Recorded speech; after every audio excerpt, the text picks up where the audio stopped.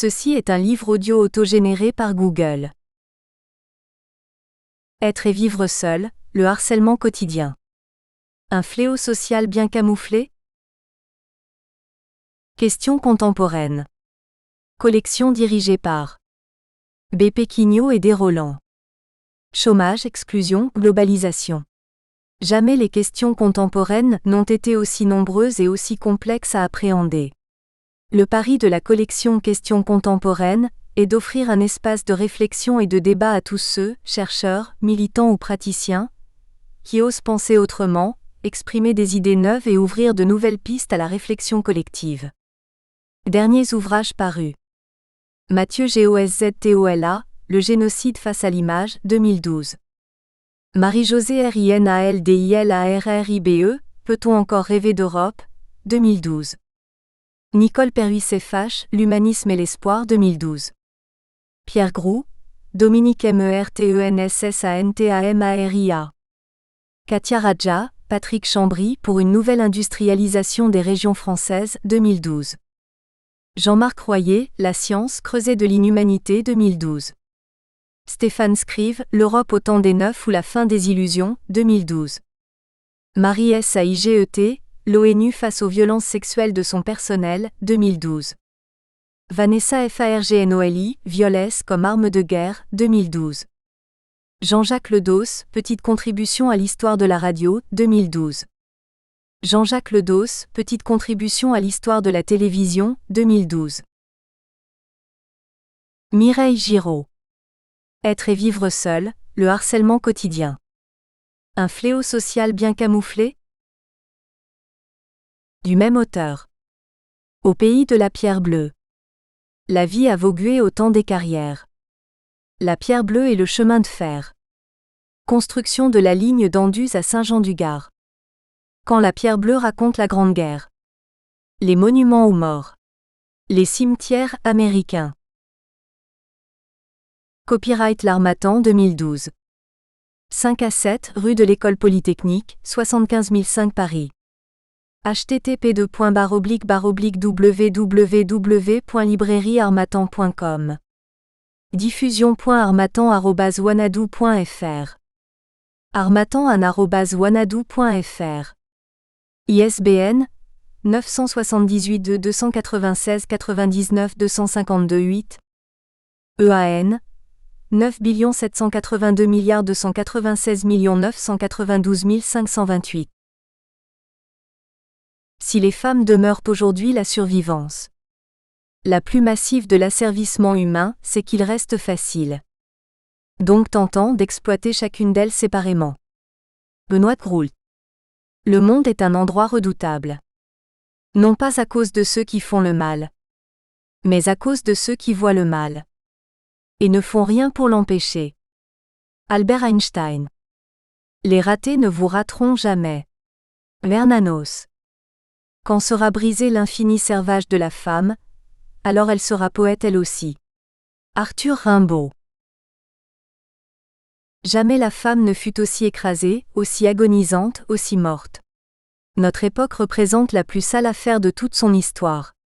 Les apparences sont trompeuses, car le piège est admirablement camouflé, et la grande réussite de ce tour de passe-passe est que la femme prend son nouvel état pour fraîche liberté, tout cela n'est qu'un leurre. La femme est toujours l'éternelle enchaînée, soumise, prisonnière, perdante, même si l'illusion fait mouche. Ainsi commence l'ouvrage de Pierre Daco. Comprendre les femmes et leur psychologie profonde. Introduction. On pensait que tout avait été dit sur la condition féminine par les historiens, les sociologues, les psys, les mouvements féministes. Eh bien non, on n'a pas tout dit. La plupart des femmes seront appelées à vivre seules, à un moment ou l'autre de leur existence, le plus souvent non par choix mais par obligation, ne serait-ce qu'à cause de leur longévité plus grande que celle des hommes. Cet ouvrage a pour objectif de dévoiler et de faire prendre conscience d'un problème de violence, de maltraitance sournoise faite aux femmes vivant seules et cela pour la seule raison qu'elles sont seules et de ce fait deviennent des proies faciles, des victimes, pour de nombreux individus en mal d'un pouvoir quelconque et dans la plus parfaite ignorance de l'entourage. Nous croyons avoir évolué socialement, nous avons voulu croire que l'oppression des femmes était derrière nous, mais nos vieilles cultures, nos archaïsmes nous rattrapent sous les formes les plus inattendues, les plus étonnantes. Le harcèlement des femmes seules, isolées. Il faut leur faire payer de déroger aux vieux interdits, se venger contre ces femmes qui vivent seules, indépendantes, sans la protection d'un mâle. N'allez pas croire qu'il s'agisse de déprimés, de frustrés, de ratés, non. Ce sont des femmes de tout âge et de tout milieu, leur seul point commun, vivre seules. Et ce phénomène, véritable fléau social, a lieu dans le silence, l'intimité de ces femmes. Nous verrons que tout est fait pour qu'elles ne le dénoncent pas, par honte, par pudeur, parce que ce n'est pas glorieux d'être une victime et surtout finalement si elles parlent, se plaignent, la situation se retourne contre elles, de victimes elles deviendront l'emmerdeuse, la folle, la fabulatrice, celle qu'il faut fuir et laisser à ses délires, ce qui les conduira à se murer dans le silence et la peur. Je me dois de dénoncer ce phénomène. C'est un début d'enquête. Je m'interroge. Je pars certes d'un petit échantillonnage de plusieurs personnes mais assez nombreuses pour que se pose la question, s'agit-il d'un fait social ? Je n'ai pas la possibilité de faire une vérification statistique et sociologique, mais il s'agit d'un début de réflexion. J'invite les gens à mener une enquête autour d'eux. Le constat pourrait être qu'il s'agit bien d'un fait social, et qu'il devrait alors être traité comme tel. Nous allons voir tout au long de cet ouvrage que ce mal insidieux se retrouve partout, tout âge et milieu confondus, même si ces femmes sont plus souvent des femmes d'un certain âge. Nous allons essayer de faire prendre conscience de ce fléau social caché, mais bien réel, faisant inutilement souffrir une tranche de population non négligeable et surtout démunie pour se défendre et faire face. Nous inviterons l'entourage, le voisinage, à ne plus consciemment ou inconsciemment jouer le jeu des pervers, à avoir un regard, un comportement plus ouvert, plus attentif et plus amical sur ces femmes isolées. Nous verrons que des remèdes peuvent être apportés, et que la situation peut changer. Tous les témoignages cités sont rigoureusement authentiques.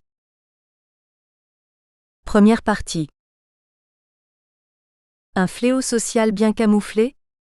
Voici comment j'ai commencé à comprendre que ces problèmes n'avaient rien d'exceptionnel et de rare, qu'ils n'étaient pas arrangés dans les simples conflits de voisinage, mais que ces situations de violence psychologique envers les femmes vivant seules étaient extrêmement fréquentes, que l'on était peut-être devant un véritable fléau de société, certes qui ne concernait pas tout le monde, mais générait de grandes souffrances chez des personnes le plus souvent fragiles et vulnérables, sans aucun moyen de défense, que ce que l'on oserait pas faire subir à un homme, à une femme on le fait. Alors que j'avais connaissance des situations difficilement supportables que vivait Christiane, une de mes amies, à la même époque Agnès, en région parisienne, me racontait ce qui lui arrivait. Après un divorce, elle achète une petite maison mitoyenne dans une coquette ville de la couronne parisienne. Dès son arrivée, sans aucune raison, un couple de voisins s'acharne sur elle. Poubelles et immondices renversés sur les rebords de ses fenêtres et devant de portes, sur le capot de sa voiture, chewing-gum dans les serrures, injures, etc. Rapidement, elle constate un changement d'attitude à son égard de la part des voisins et des commerçants du quartier. On l'évite, on détourne le regard, on ne répond plus à ses saluts, elle sent un climat d'hostilité se répandre, elle n'y comprend rien. Qu'a-t-elle pu faire pour mériter pareil traitement ? Elle tombe gravement malade et doit être hospitalisée pendant plusieurs mois. Ces tortionnaires profitent de son absence pour monter une pseudo-action judiciaire sur un quelconque prétexte de mitoyenneté. À son retour d'hôpital, stupéfaite et n'ayant pu se défendre, elle doit leur payer la somme de 70 000 francs, 10 670 €. Épuisée mais vivante, elle trouve la force de vendre, d'acheter une autre maison, de déménager et de retrouver une vie enfin normale. À partir de ce témoignage, si semblable à ce que vivait Christiane au niveau des brimades de voisinage, je commençais à prêter l'oreille à ces situations et découvrais abasourdi que presque toutes les femmes ayant vécu une période de leur vie en solitaire avaient des histoires à peu près semblables, à des degrés plus ou moins violents certes à confier. Dans un immeuble cossu d'une banlieue parisienne chic, Michel vit une période très douloureuse. Son mari vient de la quitter brutalement, elle se retrouve seule dans ce grand appartement. Un couple habite au-dessus, le dernier étage, sous les combles. Aussitôt, le harcèlement commence, comme si sa détresse réjouissait ses voisins. Ils font sonner fréquemment son téléphone, l'insultent à travers la cloison légère de l'escalier, la menacent violemment quand ils la croisent dans l'escalier. Elle craint qu'il ne la pousse et la fasse chuter, écoute ses conversations téléphoniques et la raille. Toutes les nuits, vers 4 heures, ils font tomber une barre métallique qui la réveille en sursaut. Michel, qui pourtant est une femme extrêmement calme et équilibrée, sent une angoisse épouvantable s'installer. Elle fera des cauchemars pendant longtemps dans lesquels ils la poursuivent avec un couteau. Sa vie est devenue un enfer et cela durera 5 ans, au bout desquels elle pourra enfin déménager. Sylvie s'installe dans un petit village dans le sud de la France.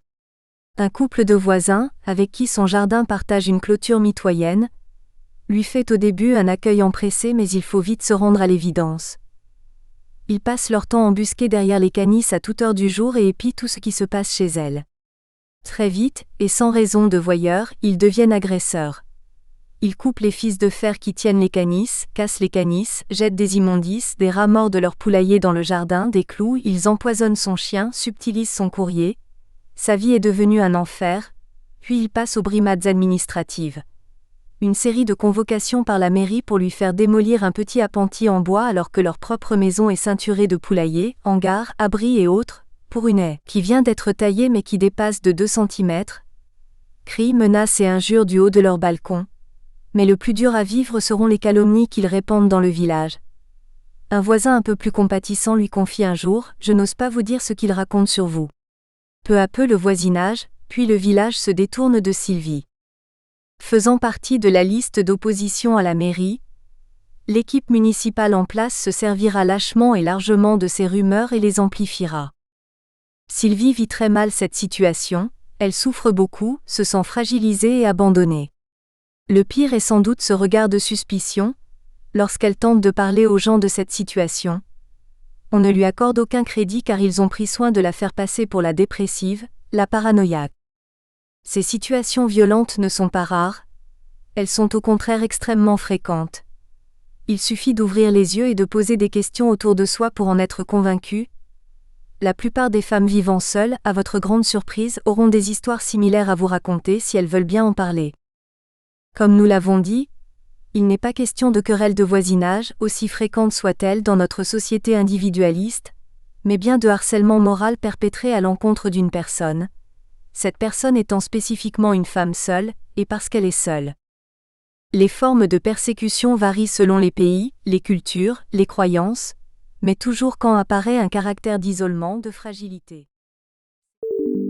Nous espérons que vous avez apprécié cet aperçu. Pour continuer à écouter ce livre audio sur Google Play Livres, utilisez le lien dans la description de la vidéo.